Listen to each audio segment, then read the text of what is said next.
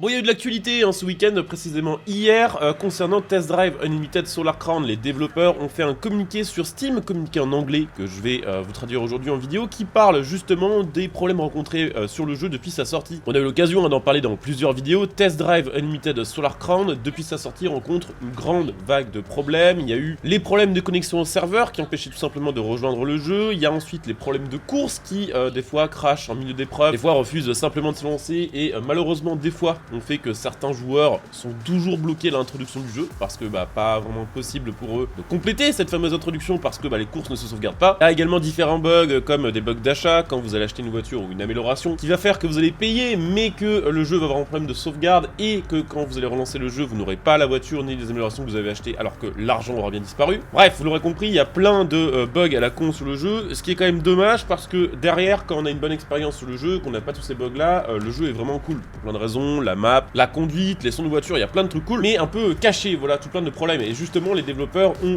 communiqué autour de ces fameux problèmes, et dans cette vidéo, du coup, je vais vous traduire un petit peu ce qui a été mentionné, ce qui a été dit, voilà. Donc j'espère que la vidéo vous intéressera, j'espère surtout qu'elle répondra à certaines des questions que vous vous posez, même si ce communiqué soulève d'autres questions, bien sûr. En tout cas, j'espère que ce sera le cas, voilà, que cette vidéo vous permettra d'y voir plus clair, et que si c'est le cas, vous penserez laisser un petit like, notamment parce que y a pas tant de youtubeurs français que ça qui suivent l'actualité du jeu en vidéo, et ça peut être une manière, voilà, d'informer un peu plus de gens en partageant, en likant. Donc voici ce que l'on nous dit. On nous dit que ce lancement, donc le lancement de Test Drive Solar Crown, est le résultat de plus de 6 ans de développement réalisé par une équipe de 90 personnes. Effectivement, il y a 90 employés chez Kiloton Racing qui ont travaillé sur le jeu. C'est, je rappelle quand même au passage, 6 à 7 fois moins que sur un Forza Horizon 5. Vous savez, quand on vous parle de AA et de AAA, ça représente quand même une grosse différence de moyens et une grosse différence quand même de taille d'équipe entre les différentes catégories de jeux. Test Drive Solar Crown est un projet qui tient particulièrement à cœur à nos équipes. Il est maintenant temps de tout simplement reparler de certains sujets soulevés par la communauté avec vous, tout en partageant quelques informations concernant les prochaines étapes de développement. Ça va déjà parler des serveurs. Comme vous le savez, le 5 septembre a été le début de l'Early Access pour l'édition Gold, puisque oui, en plus d'avoir 6 voitures bonus dans le garage, des packs de stickers et des tenues, on avait, et c'était l'avantage numéro 1 de cette version Gold, la possibilité d'y jouer à partir du 5 plutôt qu'à partir du 12 septembre. Cependant, l'accès anticipé ne s'est pas déroulé comme nous l'espérions. Beaucoup de joueurs ont expérimenté des problèmes de connexion ainsi que des problèmes en jeu.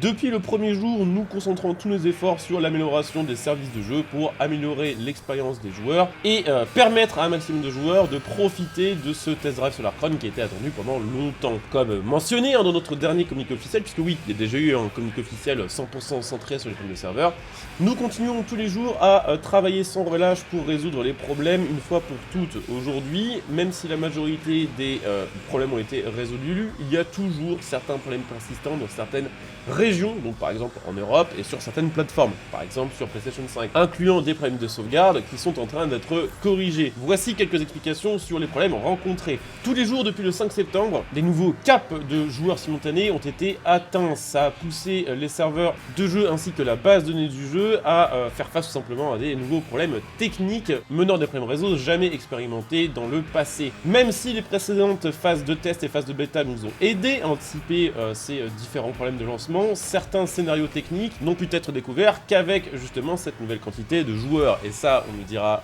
pas assez, mais c'est la raison pour laquelle il y aurait dû avoir tout simplement une bêta ouverte. Effectivement, il y a eu une démo PC en juin, il y a eu 2 tests fermés sur console pendant le mois d'août, juste avant la sortie du jeu, mais il n'y a jamais eu de démo ouverte qui aurait permis, peut-être plus de joueurs d'essayer de se connecter, de télécharger le jeu et de découvrir ces problèmes à cette époque. Certaines solutions techniques nécessitent un test interne avant le déploiement pour être sûr qu'ils ne causent pas de problèmes collatéraux et secondaires. C'est la raison pour laquelle il y a des choses qui sont patchées en fait de leur côté mais qui ne sont pas encore déployées pour les joueurs, parce que en fait quand vous modifiez quelque chose à un endroit du jeu, faut être sûr que ce truc modifié n'ait pas de répercussions ailleurs sur le gameplay ou sur les sauvegardes par exemple. Donc pour chaque patch, même si on se dit qu'il y a qu'un tout petit truc à corriger, ça représente quand même un gros boulot en réalité. Nous mettons la priorité sur une solution douce et transparente pour les joueurs, en tout cas autant que possible, plutôt que de faire des grosses périodes de maintenance qui rendraient le jeu tout simplement injouable et disconnecterait tous les joueurs pour plusieurs heures. Nous sommes assez confiants quant à la résolution de ces problèmes et nous continuons d'améliorer les services et techniques du jeu tous les jours, c'est notre priorité. Dans les jours arrivants, de plus grosses opérations vont prendre place pour déployer des fixes plus profonds. Ça veut dire qu'il y aura parfois des serveurs maintenance, mais qu'il y aura aussi parfois des patchs à télécharger. Dans tous les cas, les joueurs seront informés à l'avance via les différents réseaux sociaux et via les différentes chaînes du groupe.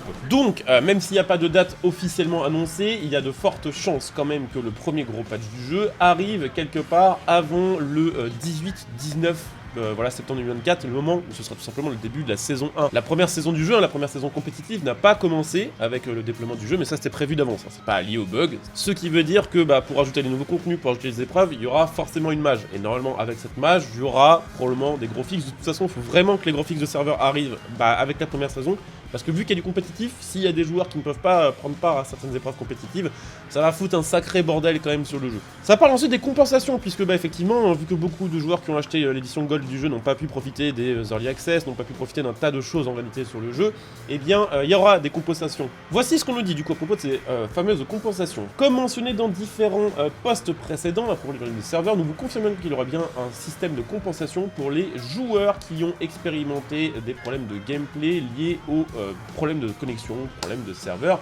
Nous pensons spécialement bien sûr aux joueurs de l'édition Gold qui n'ont pas pu tout simplement profiter de l'Early Access du jeu à partir du 5 septembre 2024. Beaucoup de vous se demandent ce que seront ces compensations, quelles en seront leur nature. Nous considérons différents types de compensations qui tout simplement matcheront avec la frustration causée par les problèmes engendrés. Soyez sûr que la compensation ne sera pas injuste pour les joueurs non affectés et ne perturberont pas l'équilibrage et on va dire l'économie du jeu Test Drive Unlimited Solar Crown. Pour l'instant, il est trop tôt pour confirmer quelles seront ces compensations, mais soyez assurés que ce ne sera pas juste des Solar Credits et des cosmétiques d'avatar. Donc qu'est-ce que ce sera? Est-ce que ce sera une édition spéciale d'une voiture? Est-ce que ce sera, je sais pas, par exemple un Solar Pass de la saison 3 qui sera offert aux joueurs qui ont eu le plus de problèmes? Est-ce que ce sera remboursement partiel de quelques euros? Je n'en ai aucune idée, mais ce ne sera pas que des crédits et que des skins d'avatar, ce qui semble vouloir dire quand même qu'on aura justement des crédits et probablement peut-être un petit skin d'avatar pour se faire pardonner. Voilà, donc en plus du reste. Ça parle ensuite d'optimisation et des graphismes. Au-delà des problèmes de serveur et des problèmes de connexion, l'optimisation PC et console cause des réactions. Malgré une grosse amélioration et optimisation des graphismes depuis la bêta, et ça c'est vrai que par contre c'est largement mieux sur le jeu actuel que sur la bêta, il reste une bonne marge d'amélioration. Soyez assurés que nous travaillons dur sur ces aspects du jeu, qu'une mise à jour majeure destinée à l'amélioration des graphismes est en progression actuellement, et nous préparerons et publierons certains détails à propos de cette mise à jour bientôt. Ensuite, voilà quelques petites lignes spécifiques aux joueurs PC qui disent que sur PC évidemment il faut jouer sur un SSD. C'est vrai que si vous n'avez pas de SSD, le jeu a du chargement de textures qui font que vous avez des espèces de blocages sur la map, c'est un peu dégueulasse, mais voilà. Faut un SSD et ça c'est écrit de toute façon dans les fiches techniques du jeu avant de l'acheter. Je rappelle que sur PC on a également le FSR et le DLSS pour améliorer la fluidité du jeu. Chez les gens chez qui ça marche, je rappelle qu'il y a des gens comme moi par exemple chez qui le DLSS ne s'active pas, je ne sais pas pourquoi mais ça ne fonctionne pas. Pour les joueurs console, il rappelle qu'il y a deux modes différents, le mode performance 60 fps 1080p et le mode qualité 30 fps 1444p. Ça parle ensuite du premier patch majeur justement en disant que très bientôt le premier patch majeur sera disponible pour PC, PS5 et Xbox Series. Cette mise à jour corrigera plus de 300 bugs de tout type hein, selon ce qui a été remonté par les joueurs. Ils peuvent concerner aussi bien des problèmes d'affichage que des problèmes d'interface ou encore l'équilibrage des IA, parce que c'est une bonne chose puisque même si les IA sont très rapides et que c'est très bien, c'est vrai que des fois elles font des trucs totalement horribles en épreuve, elles se mettent contre vous, elles ne freinent pas, ils vous foncent dedans, c'est assez relou. Mais surtout ce patch va améliorer largement l'optimisation du jeu, le framerate sur toutes les plateformes, le minimum recommandé et les configurations recommandées seront mises à jour selon cette mise à jour d'ailleurs. Ça améliorera également la compatibilité et la fonctionnalité de certains périphériques, des volants, des shifters, des pédales. Ce patch est actuellement en phase de test pour être sûr tout simplement que tout est fonctionnel et que ce patch ne causera pas d'autres problèmes, encore une fois comme expliqué plus tôt. Il y aura bientôt d'ailleurs aussi un nouveau communiqué réalisé par Alain Jarnou, qui est le directeur créatif de chez KT Racing, hein, c'est on va dire une des têtes les plus importantes du studio en ce qui concerne les décisions à propos du jeu. Et dans cette nouvelle, dans ce petit nouveau journal des développeurs qui sera en vidéo, il parlera justement du lancement du jeu et des choses les plus souvent remontées par les joueurs, l'optimisation, l'équilibrage de l'intelligence artificielle et surtout le mode offline. Alors il n'y a pas plus d'informations pour l'instant à propos de cette phrase, hein, le mode offline. Qu'est-ce que ça veut dire? Est-ce que ça veut dire qu'on va nous dire qu'il y a au final un mode offline qui va arriver sur le jeu face aux différents problèmes rencontrés, voilà, sur les serveurs qui ont vraiment perturbé le lancement du jeu?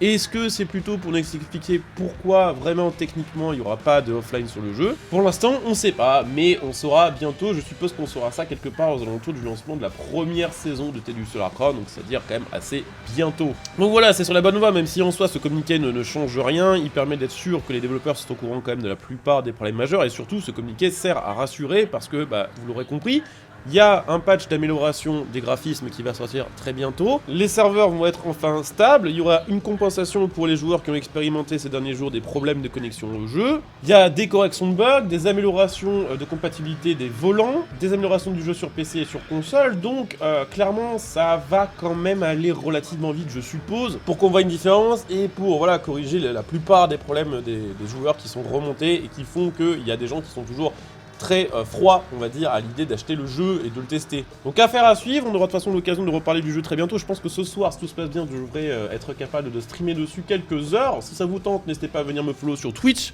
Comme ça, on pourra discuter de ce qui a été annoncé par les devs, on pourra continuer de jouer un petit peu au jeu. Donc n'hésitez pas à venir me follow, mon Twitch il est comme d'hab sous cette vidéo en description et dans les commentaires. N'hésitez pas à venir follow, à utiliser voilà, votre petite prime pour donner un coup de pouce à la chaîne.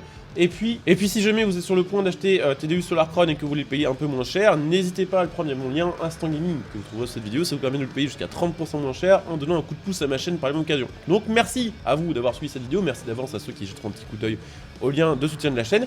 Je vous retrouve ce soir en live, si tout se passe bien, et sinon demain en vidéo pour continuer voilà, ce Solarcron et pour parler actu, jeu de course. Voilà, à très bientôt, bonne fin de week-end et à tout en live, ciao.